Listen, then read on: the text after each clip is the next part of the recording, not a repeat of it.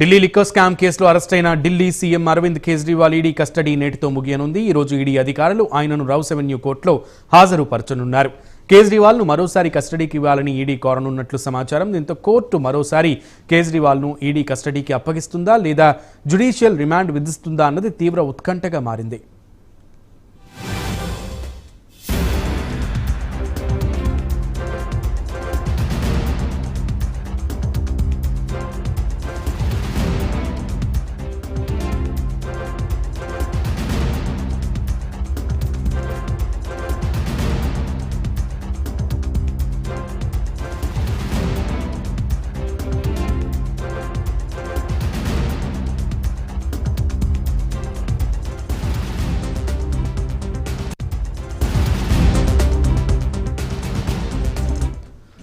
Court తీర్పుకి సంబంధించి తీవ్ర ఉత్కంఠ నెలకొంది. దీనికి సంబంధించి పూర్తి సమాచారం మా ప్రతినిధి ఢిల్లీ రిపోర్టర్ రామకృష్ణ అందిస్తారు. రామకృష్ణ, మద్యం కుంభకోణంలో దాదాపుగా కేసు చివరి దశకు వచ్చేస్తుంది. మరి ఈ నేపథ్యంలో ఈడీ కస్టడీలో ఉన్న ఢిల్లీ ముఖ్యమంత్రి అరవింద్ కేజ్రీవాల్ బెయిల్ పిటిషన్ ఈ రోజు రోజువెనీ కోర్టులో విచారణకు రాబోతుంది. అలాగే కవిత పిటిషన్ కూడా రోజువెనీ కోర్టులో ఈ రోజు విచారణకు రాబోతుంది. ఇద్దరిని కూడా మద్యం కుంభకోణం కేసులో ఈడీ ఎన్ఫోర్స్మెంట్ డైరెక్టర్ చేయడం జరిగింది.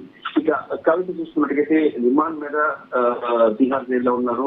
ఇక ఎన్ఫోర్స్మెంట్ డైరెక్టర్ దగ్గర కేజ్రీవాల్ ఉన్నారు.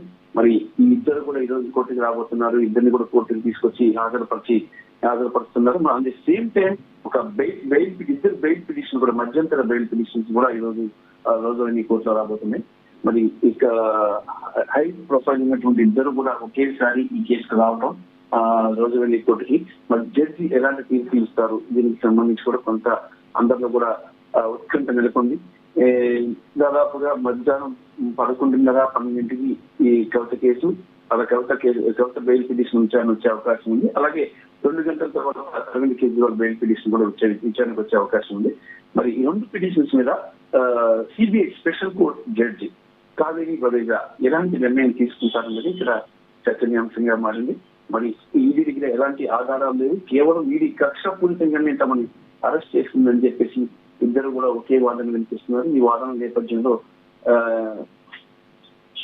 కోర్టు తీసుకోబోయే నిర్ణయమే కీలకం కాబోతుంది. మరి కోర్టు ఇక్కడ బెయిల్ ఎవరికి ఇస్తుంది? కవితకు బెయిల్ ఇస్తుందా, మధ్యంతర బెయిల్ ఇస్తుందా, లేదంటే అరవింద్ కేజ్రీవాల్ బెయిల్ ఇస్తుందా, ఏం చేయబోతుంది అనేది దేశవ్యాప్తంగా కూడా ఇది పెద్ద చర్చనీయాంశంగా మారింది.